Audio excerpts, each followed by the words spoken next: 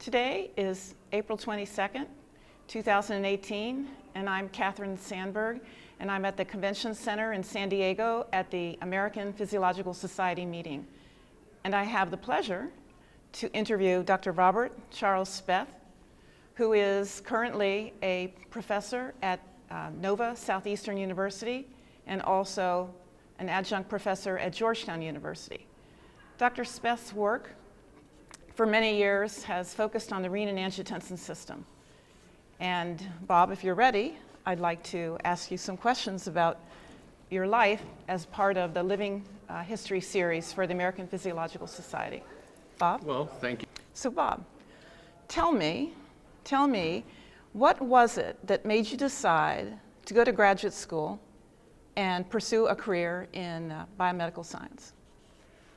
Okay, well, we have to go back over 50 years to when I was a junior at Western Maryland College, a biology major, struggling by, and I had to take a psychology course.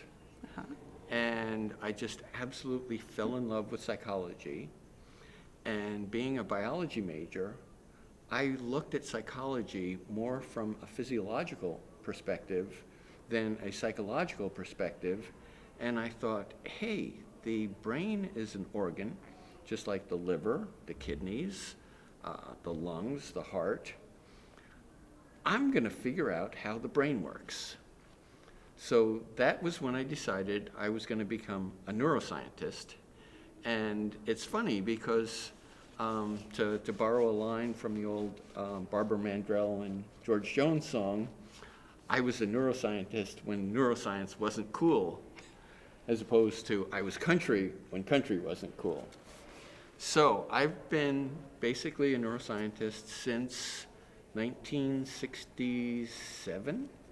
1967. So I managed to take a few extra courses. I got a dual major in biology and psychology. And then I got accepted into a master's program at Connecticut College in physiological psychology. So I got a master's degree in physiological psychology from Connecticut College, and then decided, well, you know, it's been pretty good so far. I think I'll keep going, try to get a PhD in psychology. So I applied to Vanderbilt and got accepted. So I actually spent quite a few years at Vanderbilt. After a couple of years at Vanderbilt, But let me interrupt you for 1 Sure. second. I have a question. So in reading about your narrative, I was curious about this instance where you were riding around in a garbage truck on weekends and evenings to avoid writing your dissertation, or what's that about? You're getting a little bit ahead, okay, but yes, that is part of me, okay. So after a couple of years working with the rats, I developed an extremely horrendous allergy. And after about the third time in student health getting isoproterenol breathing, I decided maybe I should try to find something I'm not so allergic to. And I discovered that I wasn't allergic to test tubes. So I switched from rats to test tubes, and that also was simultaneous with my switching over to the pharmacology department because I wanted to get to a more molecular level of neuroscience. So I switched after 3 years. So then it was another 3 years in the pharmacology department because I had to make up a few courses. And I finally got my degree in 1976. But we were a very poor family. We had a disabled child, but my wife had to work. So she had gotten a job as a Kelly girl at BFI. What is a Kelly girl? A Kelly girl is where you go out on a contract labor, you know, for a week. You know, somebody's sick or somebody's on vacation and they need somebody to fill in for a short period of time. So as a Kelly girl, and that was the only way she could work with our son needing a lot of attention. So she got this job with BFI Nashville, Browning Ferris Industries, the big blue dumpsters that don't exist anymore. But anyway, so they loved her. They absolutely loved her. And you know Janet. Yes. You know you can't not love Janet. So one day, Mr. Mahaffey came to her and he said, I want to hire you permanently. She said, well, you can't. It'll cost you thousands of dollars to buy out my contract from Kelly Services. He says, I'm the boss here. I do what I want to do. So, next thing you know, here she is working regularly for BFI. And one day he came by and said, Janet, do you know anybody who has a driver's license that might want to drive the carry-all truck? And she said, well, maybe my husband. Well, needless to say, I got the offer, I took the job, and I have to say it ranks as one of my most fun jobs ever. And it was what helped me keep my sanity while I was writing my dissertation. I drove truck on nights and weekends, and I just had a blast. So when you finished your PhD, assuming that you did, yes. Yes, I did, finally. Although they did award me tenure as a graduate student. So then you decided to do a postdoc. And how did you decide which laboratory to conduct your postdoctoral fellowship in? That was one of the most fortuitous things that ever happened in my life. So this was back in 1975, when the society still had their fall meetings, in addition to the experimental biology, well, they used to call it FASEB, that was in Atlantic City every year. So we went to the ASPET meeting in Davis, California, and we made it a family affair. We drove out there in our 1972 Pinto runabout with the Firestone 500 tires.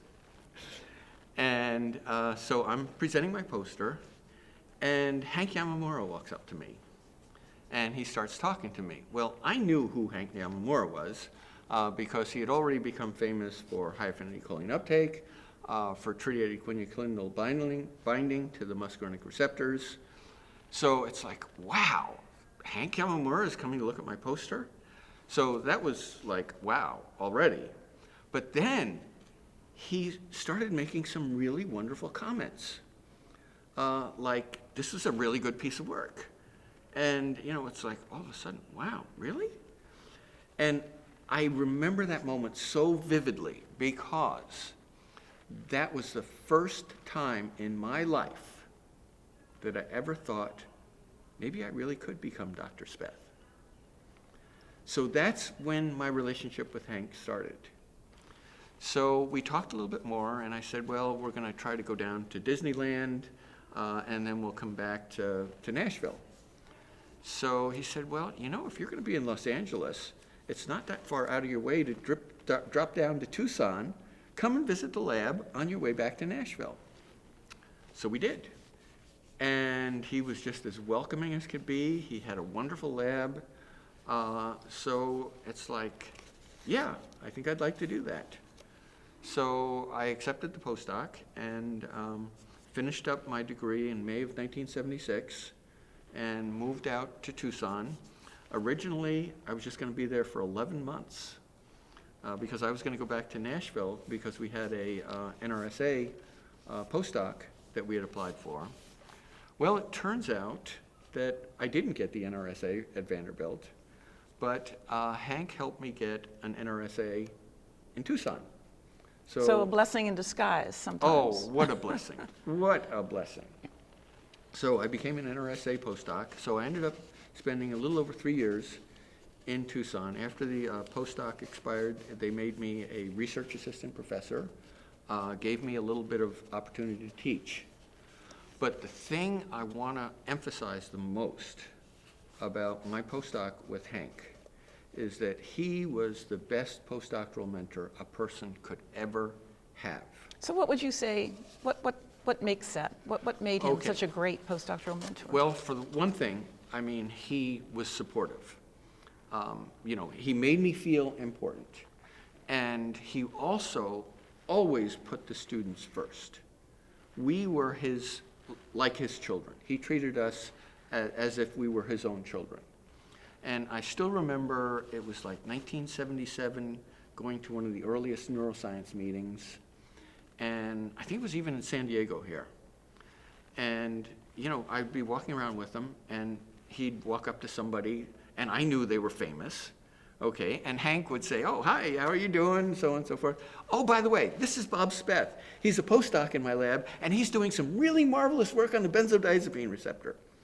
So he would build me up to these incredibly famous people. And it's like, wow. So that was one thing that he did. The other thing And I see you do that with your students. So is that a little bit of a copycat?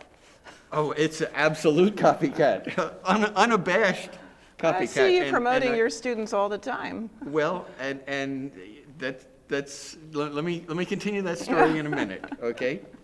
So the other thing was, he was an excellent scientist. He was a brilliant scientist. Very productive. And you were extremely productive during that time. Well, because he gave me such good stuff to work with. Okay, so it worked out so well. But the other thing is, he was an incredible optimist. But he wasn't a pie-in-the-sky optimist. He was a realistic optimist. He actually delivered on his optimism. Okay, so that was another thing that was so impressive about him. Okay, and I have a lifelong relationship with him. Even though he died 10 years ago, he's still with me. He's still in my heart. He's still my inspiration. So to get to your, the fact that I'm copying what he did. So there is a country song, and that's why I was in Nashville, because I love country music. By Clay Walker. It's called The Chain of Love. Okay. And it's a song about a guy who's driving home after work late one night in his beat-up Pontiac, and he sees a woman by the side of the road in her Mercedes with a flat tire, and she's looking very frightened. So he stops. He says, my name is Joe. What can I do to help you? And she says, well, I have a flat tire here.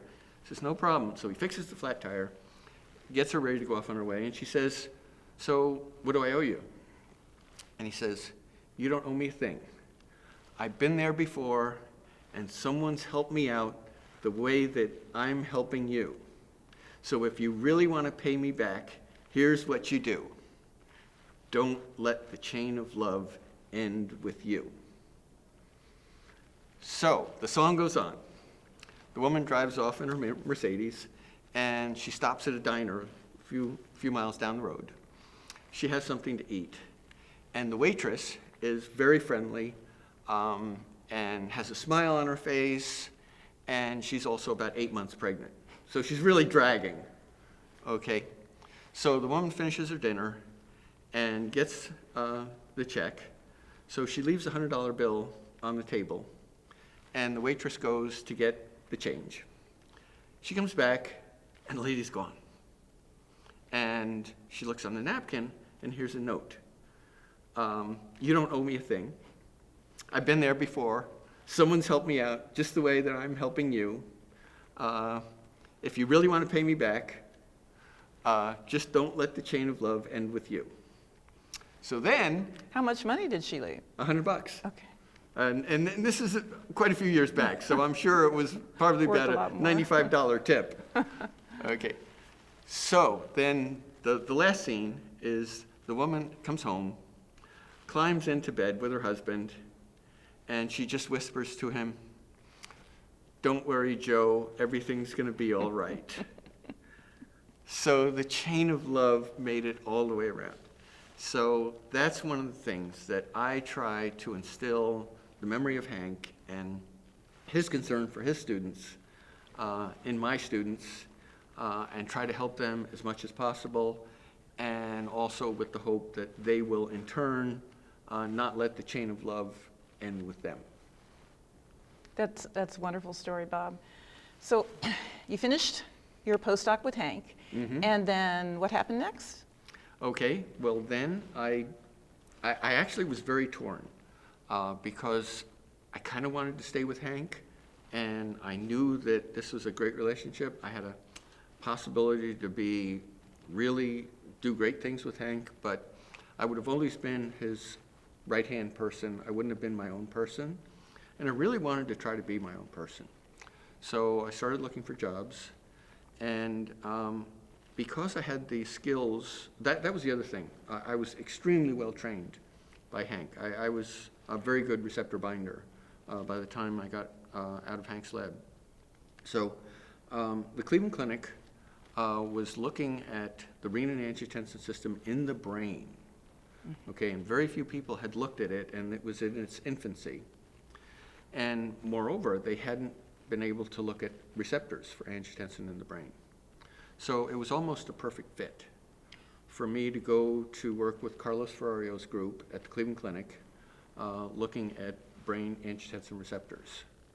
So that's when I started doing radioiodonations, radiolabeling angiotensin, and looking at angiotensin receptor binding.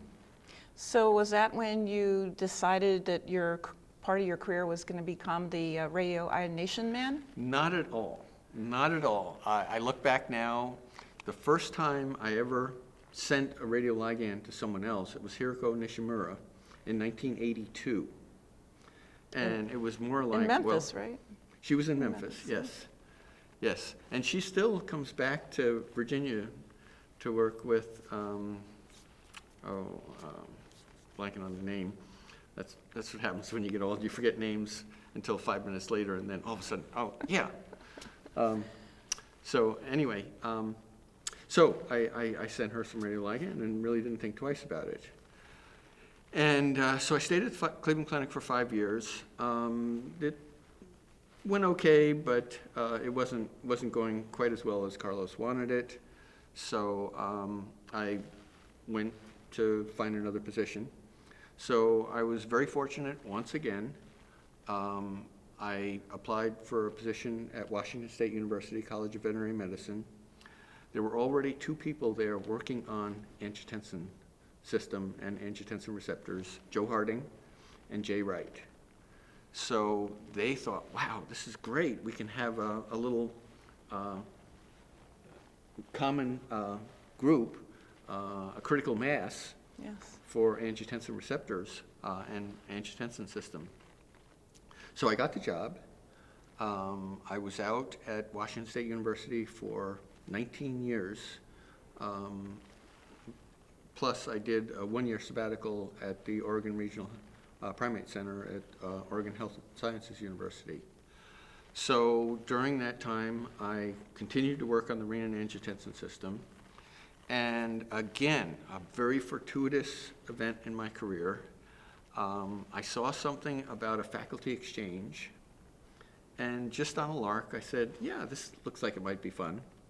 So I ended up getting matched up with Brian Rowe at East Tennessee State University. So the way it worked was that the one faculty would come to the other person's university for a short period of time. They would work together. And then the other person would go to the other person's university for a short period of time and work together. Well, What kind of period of time? it was about 3 months. It 3 was over the months? Okay, summer okay. when Brian came. And then I went over to East Tennessee State University for about 6 weeks. Okay, so and this was at a very opportune time for studying angiotensin receptors. We had started doing receptor autoradiography. And Brian had wonderful hands, and he was a very meticulous scientist. So we had very complementary skills.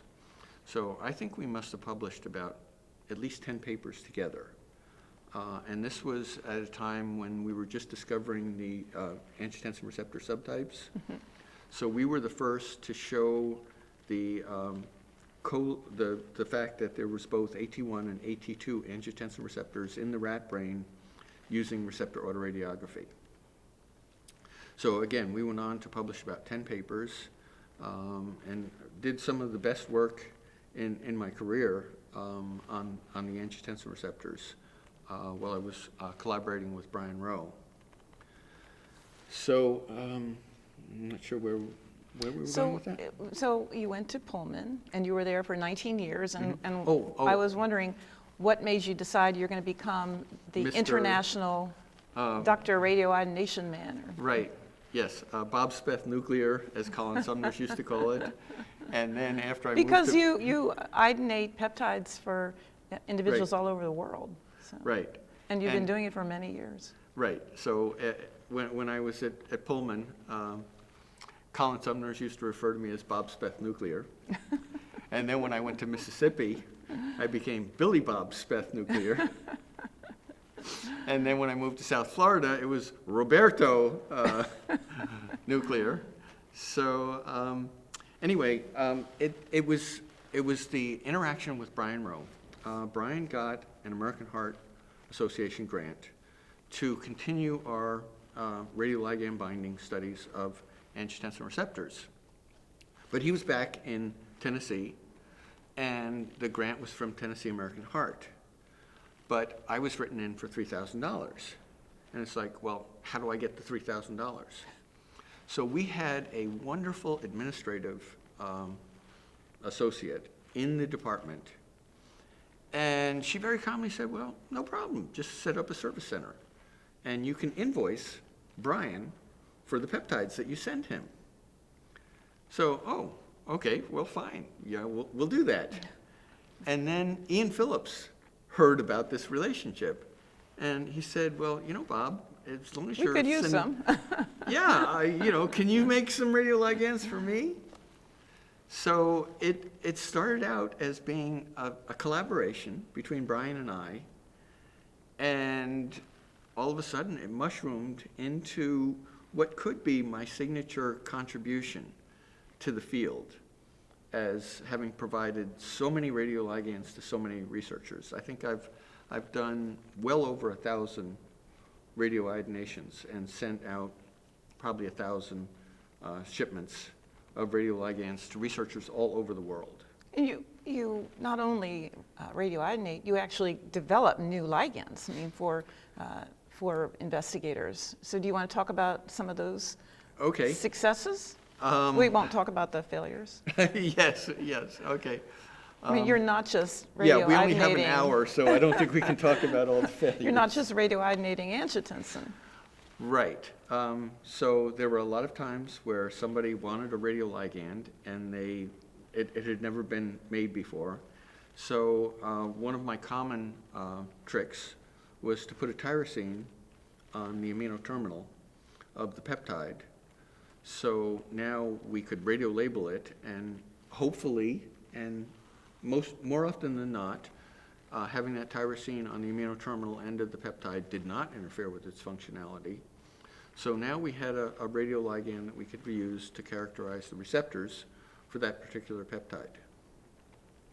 So a couple other things, I knew that I had to replace methionines with Norlu to kind of simulate the methionine but not have the problem of oxidation, because when we do a chloramine T radioiodination we oxidize, and then with sodium metabisulfite we reduce.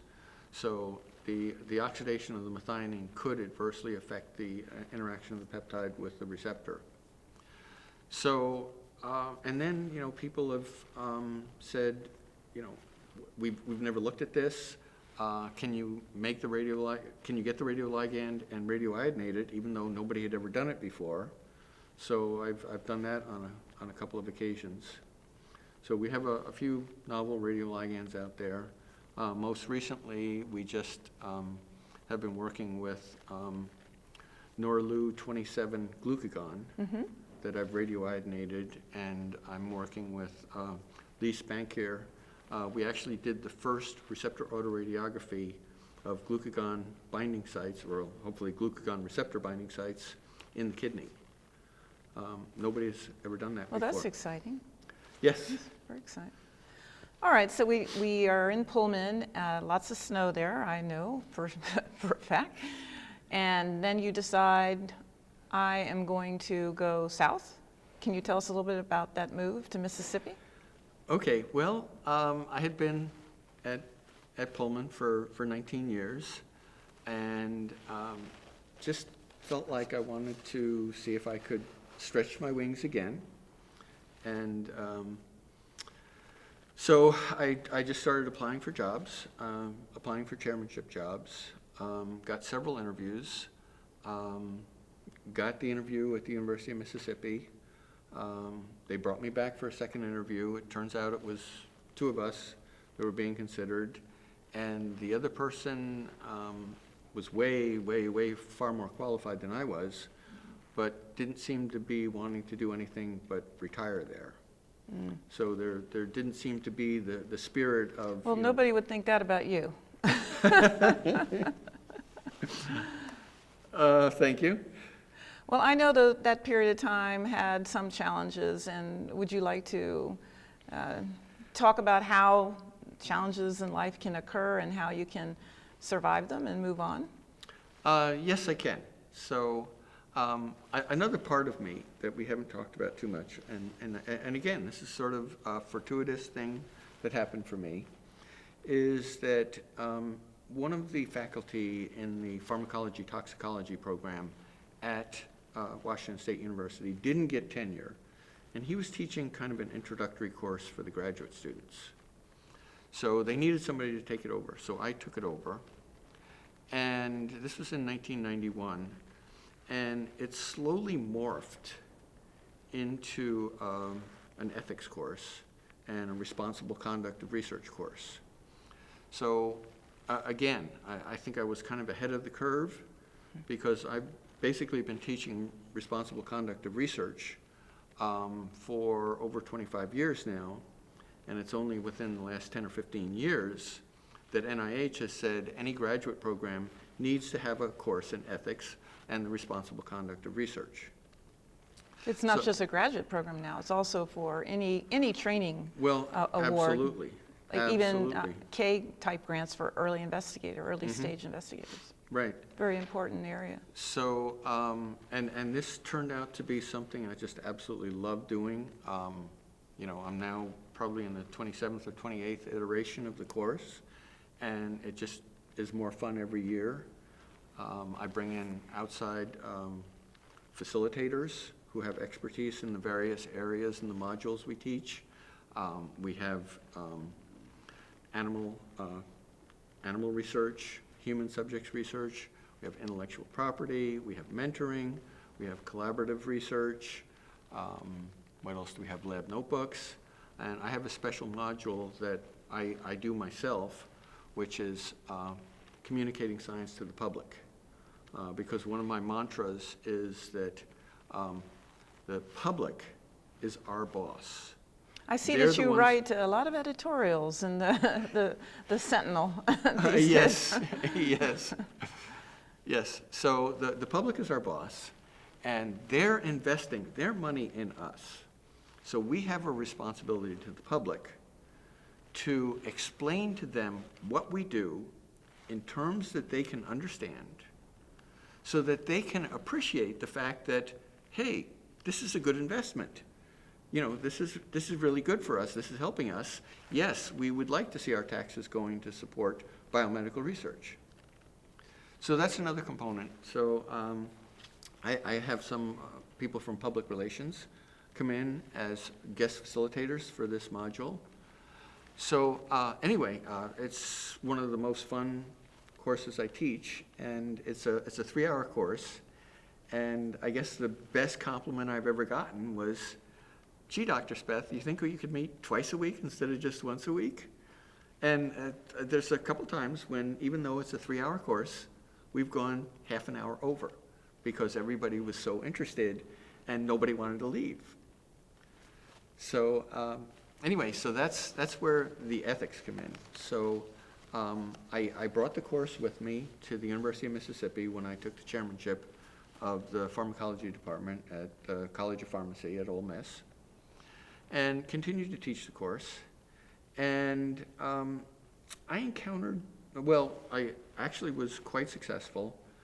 In my last year as chair, we had just under $4 million of external funding in the department. And when I had come there, it was just under $200,000 per year. So I think I did fairly well. But I had some concerns about some of the things that were going on, and I really can't talk much about it because I ended up signing a mutual non-disclosure agreement or a non-disparagement agreement.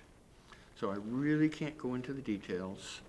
I will tell you that during the mediation, The judge gave me some of the best advice I've ever gotten in my life, which was, you know, Dr. Speth, this could go on for a long, long time, and you might not even be alive by the time this gets settled. Now, how do you want to spend the rest of your life? That's a very, very good question. At the time, I was a little bit irritated, but in retrospect, it's some of the best advice I ever gotten in my life. I felt like I didn't want to take blackmail or greenmail, but when I realized that I really did want to continue my research career and continue, I still felt young and vital. So we negotiated a settlement, and I think that sounds like advice for many of your students also. Sometimes it's not worth the fight, and Right. maybe better to move on.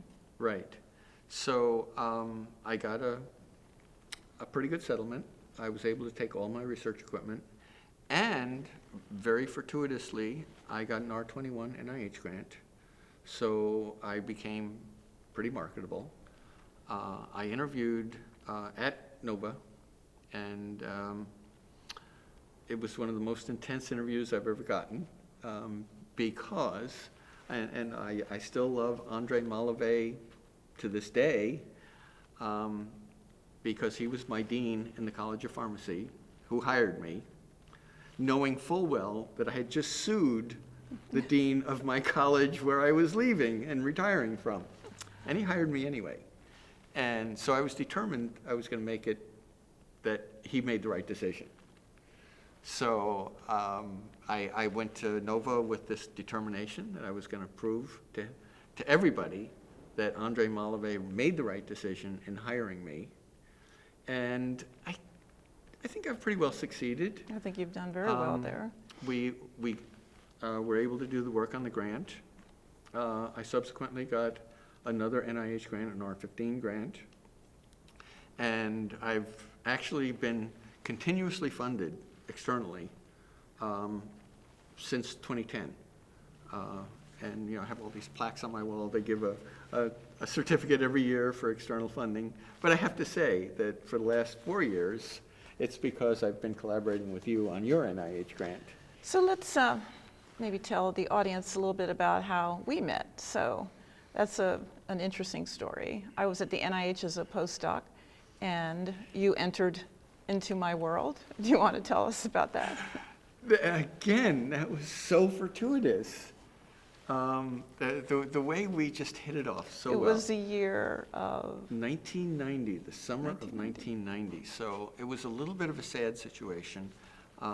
In September of 1989, my son died. He had Duchenne muscular dystrophy. And we were living out in Pullman, Washington, and my wife had never wanted to live in Pullman, Washington. She was very close to her family. She has 7 siblings, and all but one was back in the Maryland, Pennsylvania area. So I had this idea that maybe we should try to go back for the summer of 1990 to give her a chance to reestablish with her family, get a little emotional support from her family. So I wrote to Kevin Catt and explained the situation, and I said, could I do a mini sabbatical in your lab? And he was incredibly welcoming. So that's how I ended up doing the mini sabbatical in Kevin's lab.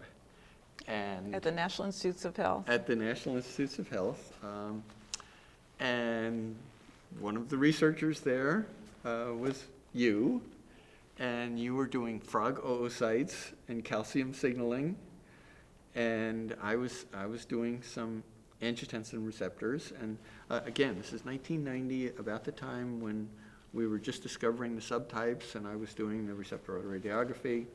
So things were going very well. So, but the most marvelous thing was, I was doing a lot of radioactive work. I still hadn't started the peptide lab, but I was, or the Peptide Radioiodination Service Center, but I was making a lot of radioligands, and I was still sending them out pretty much gratis. So one of the things that I was required to do for NIH was to take the radiation safety training. So it's like, okay, no big deal, and I just, went through the whole thing. And then, the certificate comes back, and it says, "You have failed the radiation safety test." And I think I know who was responsible for that. Well, you were gullible. I was so gullible. I did like was to play. devastated. We love to play tricks on you. I know, and we had so much fun in the lab. And, we just developed this lifelong camaraderie that, Yes. 28 years. In fact, I believe that you are a adjunct professor at Georgetown University, where you actually have taken your radioionation business. Do you want to talk a little bit about that? Well, again, I have to thank Kathryn. After I left the University of Mississippi, the Peptide Radioionation Service Center went into hiatus. I did work for American Radiolabeled Chemicals. I would travel there, once a month or so to make radioligands, radioionated peptides for American Radiolabeled Chemicals, with the idea that I could make my own radioligands and send them back to NOVA, and that people that I had been making radioligands for would get them at a reduced price, kind of grandfathered them in. So I did that for 3 years. But then I started transitioning. I have some very good friends, Colin Sumners, Mohan Razada, at the University of Florida, and I was doing some work with Colin in his lab, and he said, we could maybe have you set up your radioionation facility in the College of Pharmacy.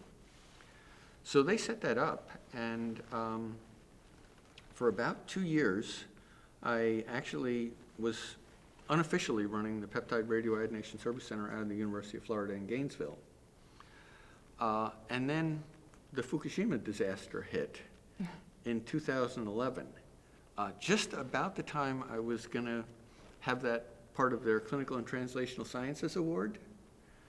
And the Dean of the College of Pharmacy said, wait a minute, we have a courtesy professor sending radioactive materials all over the country in the face of this Fukushima disaster where everybody was neurotic, people were buying potassium iodide, and so they said, I don't think we want to make you part of our CTSA.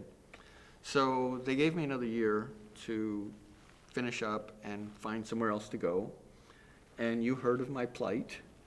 So you said, well, EG06 has a perfect radioionation hood. That's what it was built for.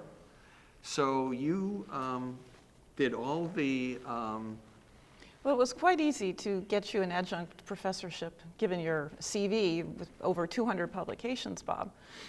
They were very happy that you joined their faculty, so in the pharmacology department. So it was so easy. Well, and now you come up very frequently, and it's been wonderful for our collaboration. Yes. Yeah, and in fact, I've got to come up next month again. That'd be wonderful. Well, I consider it one of the greatest honors to be associated with Georgetown University. I mean, it's always been one of the pinnacles of success in modern American biomedical research.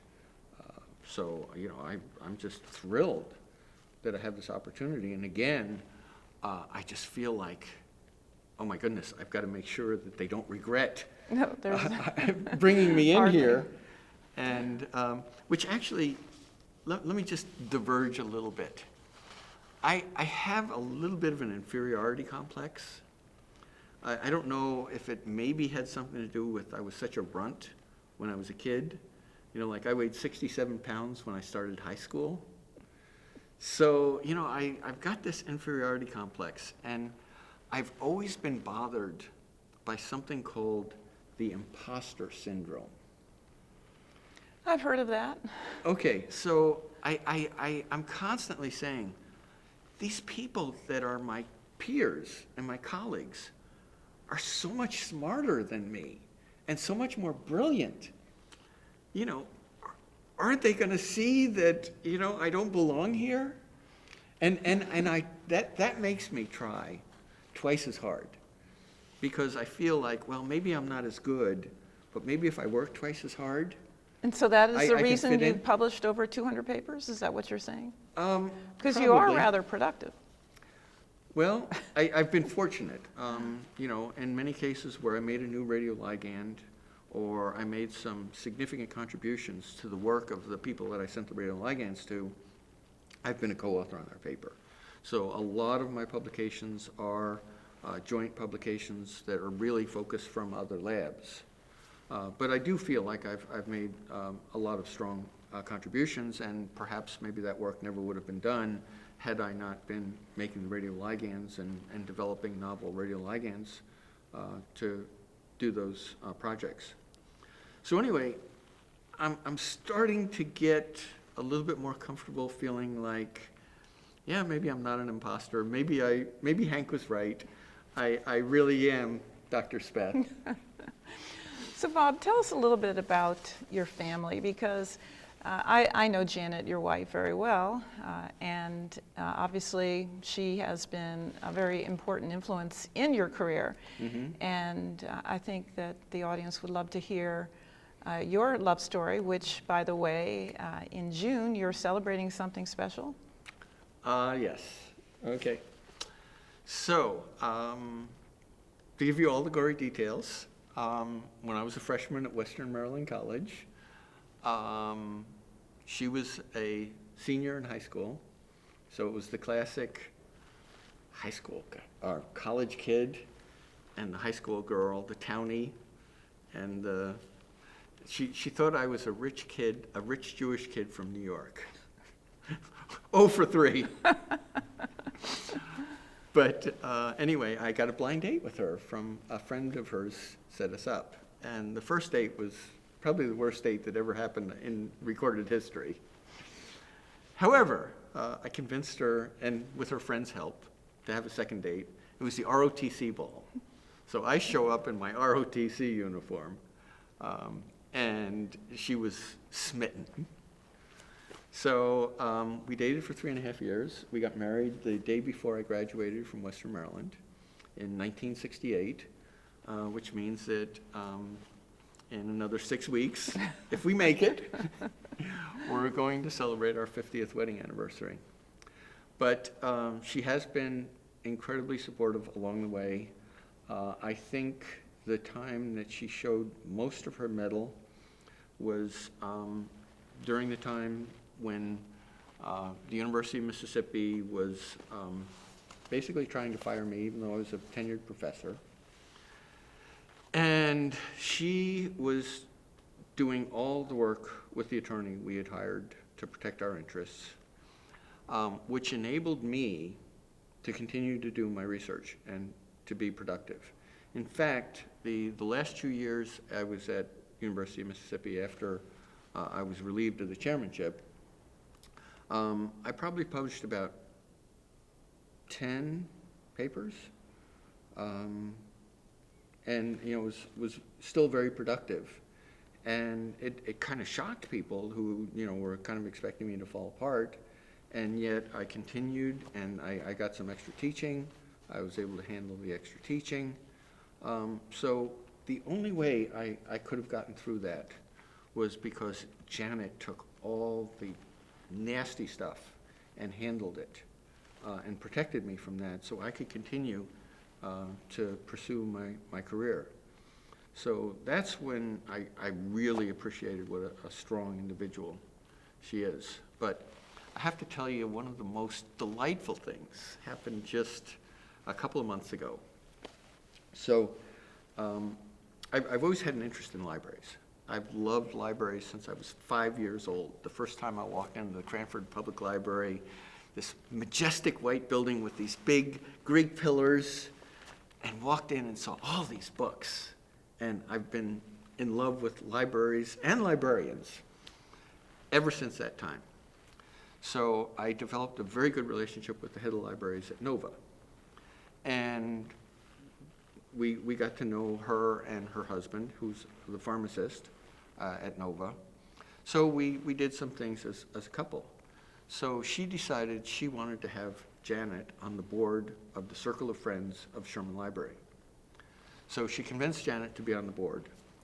Well, next thing you know, we need a program chair. So now Janet is the program chair for the Circle of Friends. So as the program chair for the Circle of Friends, she will introduce guest speakers. So we had Brad Metzler come. He's a very good spy thriller writer. He's just come out with a new book, The Escape Artist. So he was at Nova giving a presentation. So she gets to introduce him. So she's there introducing him, and I walk up and she says, "Oh, this is my husband, Bob."